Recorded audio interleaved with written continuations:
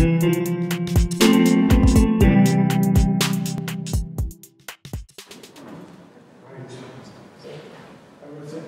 is pretty bored, so we're going to run through this as quickly as we can. And I'll start with the motivations behind the work we did with MariaDB and actually work with any other relational database out there. So my name is Dmitry, Dain. I'm the CEO and co-founder of Virtual Security. And we've got a healthcare customer that's serving building records in the United States for up to 60 million people a day. And they have a problem with the data set that they have. They have roughly 700 petabytes currently in the cloud of all kinds of healthcare data, which means they fall under one of the compliance regimes. And previously, they would have used a number of different solutions. We'll briefly look at them. But they had a problem that they now had 20,000 employees. They were handling, like I said, 60 million billing records a day. They had insider attacks, they had people going after that data, and they wanted something new in terms of protection of data. They wanted something called post-compromise encryption. They reached out to us. They knew we were doing end-to-end encryption for them for their chat applications. How could that possibly work? How do we want to protect the data after the data has been taken away from you? Is that even possible? How could somebody even conceivably do that? And prior to PureKit, you couldn't do it.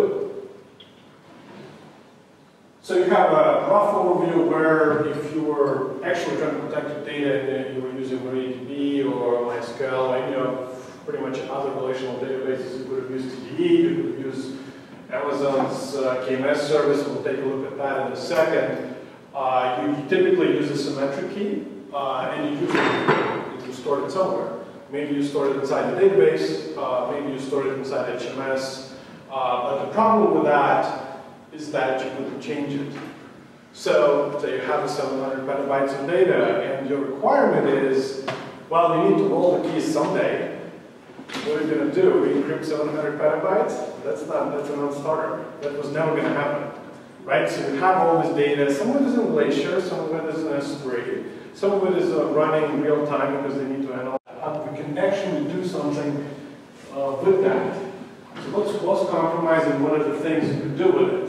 Well, first of all, you can encrypt the data and roll the keys without re-encrypting the actual data you used to encrypt the data with. So the keys change, but the data doesn't. It stays the same. Yet you cannot use the old keys to decrypt the data. So that gives you post-compromise protection. Even if the data walks out, you roll the keys, somebody actually took the old keys and the data, and they still can't get the data. So that's quite useful. And it was done actually first with passwords. And in fact, WordPress was one of the first customers for this because their passwd files or their PHP implementation is notoriously leaky. They were storing their hashes, all the passwords on hashes, and they wanted a way, hey, if this rolls away, what do we do? Go ahead. Could you define a compromise, please? What was leaked? What do you mean, what was leaked? You use the word compromise on the slides. What is a compromise in this context? When the data leaves... Yes, but what exactly did it leak? It can be anything that's in a database. So what exactly is it? Imagine you have a database, you have password hashes, you have personal and private information, you have billing records, you have x-rays, you have MRI information. It's typically stored in a combination of S3 buckets and then something. Yes, so I mean, I think it's a pretty weird question, honestly. I mean, no, let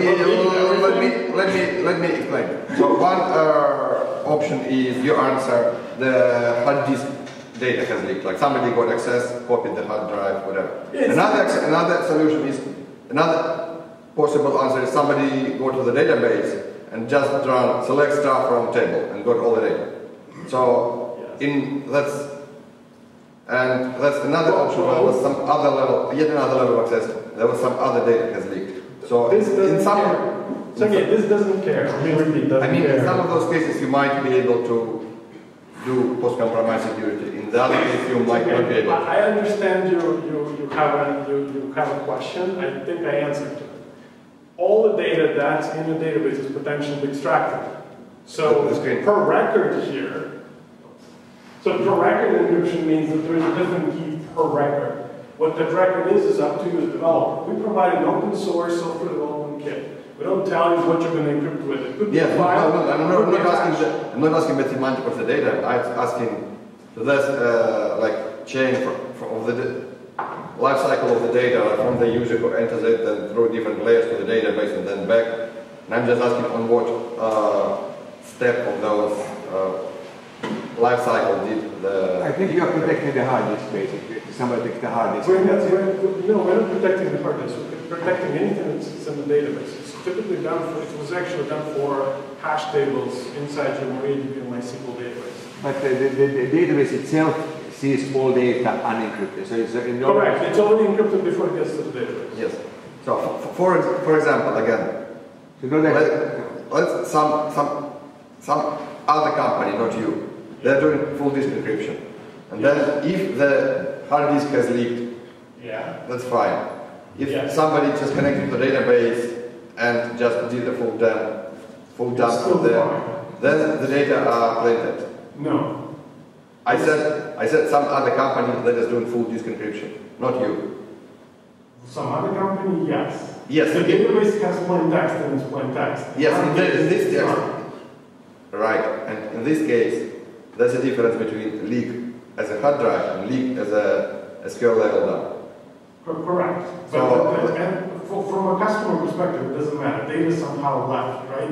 You can use yes. S3 bucket example that Monty was describing today. That's actually the most difficult. Yes, so I'm asking at what steps the leak did happen that you can protect with everything that you used to have in your slide.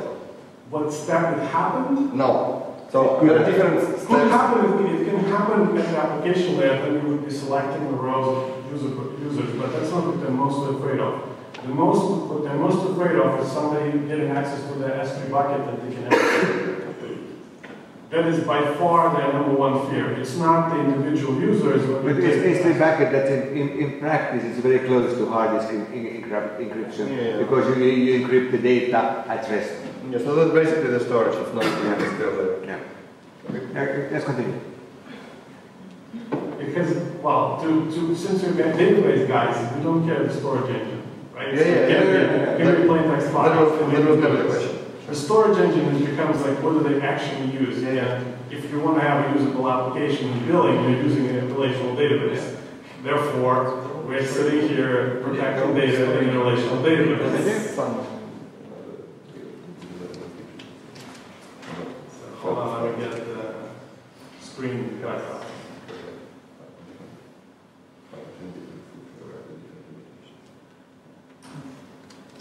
So we covered most of the benefits. You have the way to roll the keys. You can take the data, but you can roll the keys after the data has been taken from you, thereby making the data not usable to the original user, the original hacker. You can, and we will go through the steps, we'll try to go. So this is roughly how it works. This is what you guys were asking. Data encryption happens on the user side. There is some computation. We'll take a look at it on the next slide. Happens in the password user record encryption. Then it goes into another node, which is what running your database or any kind of cloud storage.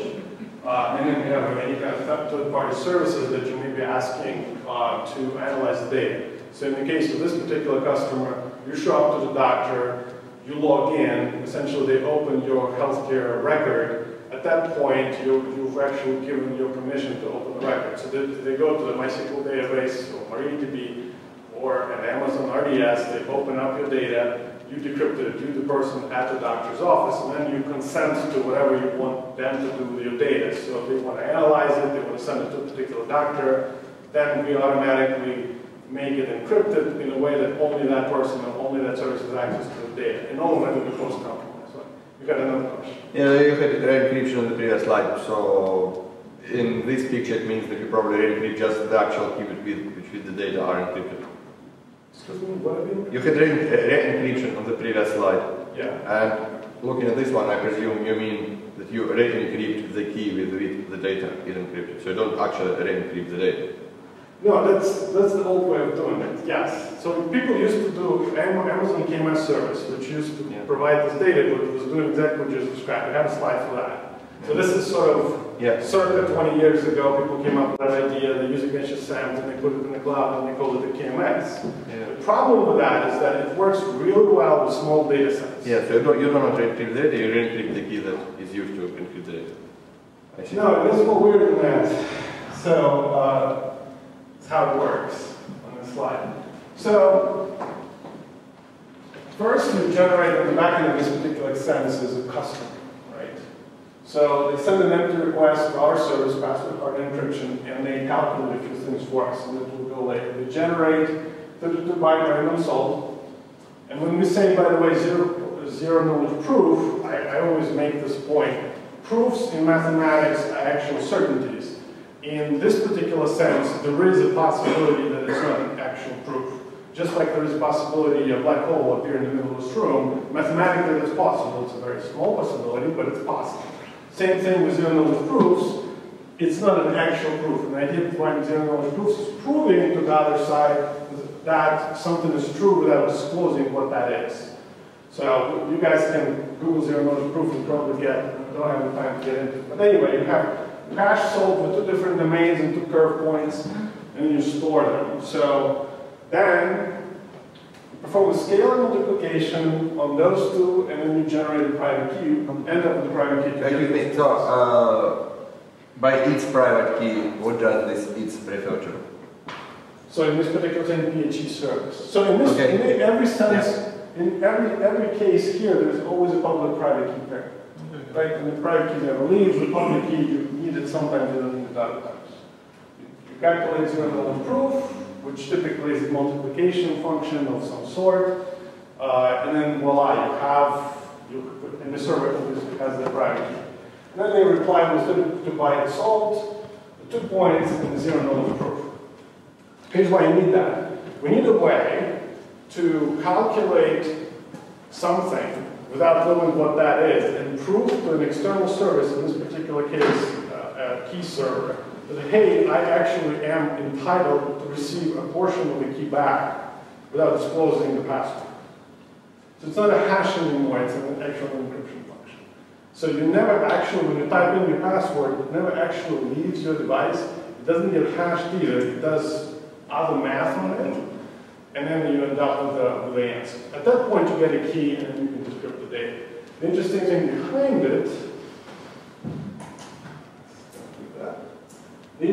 behind it, is that you can change those points on a server without having to re-encrypt the data.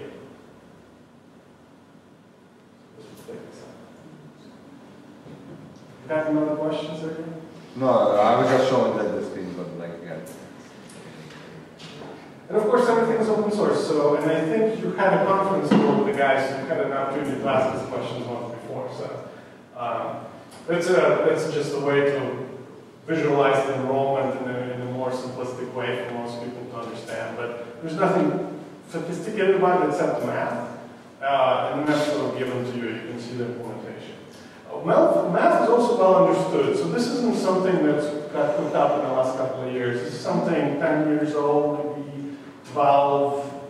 It just was never applied in the data management, data security domain. It was applied in blockchains and a few Zcash is using it. There are a few blockchain implementations that use it.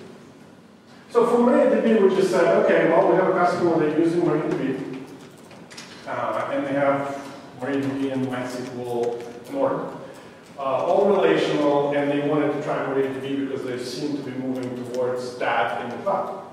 So we built a plugin for them. We used the existing infrastructure that already exists inside MariaDB to encrypt the data. And in this particular case, we actually give them a container that has all the services running. So they just get a Kubernetes container running it. They're going to try it out. It's almost like a proof of concept for them before they roll it out to the entire data set, which will take them years. So it's just the way it works in that domain. They don't really need to protect kind of legacy data. They're going to start new data and then hope that over time they can encrypt all the data that they have. So it's going to take them a while. Compliance analytics, this is the actual use case. Obviously, they get paid for this. Right? So they collect some data. If it's protected and they can't get access to it, it's pointless. Right? So there's got to be a way for them to decrypt the data and look at it in a real time. So where we are in terms of plugin, we're in, as I mentioned, POC right now. It's working, and we should have it out in production in April. So these are the things we're going to do for them. It's plain text encryption, so they only care about certain fields that they want to encrypt first. So PII, personal identifiable information. Usually it's date of birth, name, your social security number if you're in the United States, or some kind of identifier. And then you have kind of health information that's specific to you. Then you have metadata that they generally never encrypt. But that's per record done. So it's not a containable, it's not a database, it's per specific record attached to a particular person individually. It's not attached to anything related to the database itself. It's completely independent of that. So you had replaced MariaDB password authentication with something. If I understood the previous slide correctly. You what? What passwords are you changing? The MariaDB password or the user's password? Users. MariaDB is completely, in this particular sense, MariaDB knows nothing of this. It just sits there, it stores the data. Yeah, because MariaDB also have a user when you connect to, and that also has a password. Correct. If you guys, we've never touched any of that. This is completely independent. It sits on the app. MariaDB sits there, and if you wanted to do something like this for it, you could. There's nothing preventing you from updating it to this. And like I said, everything is open source, so it's not like you have to go hook it up on your own and do a new thing, or pay some licensing fees. So none of this is particularly hard. It's just work. All right? Any other questions? All right, thanks. That's it.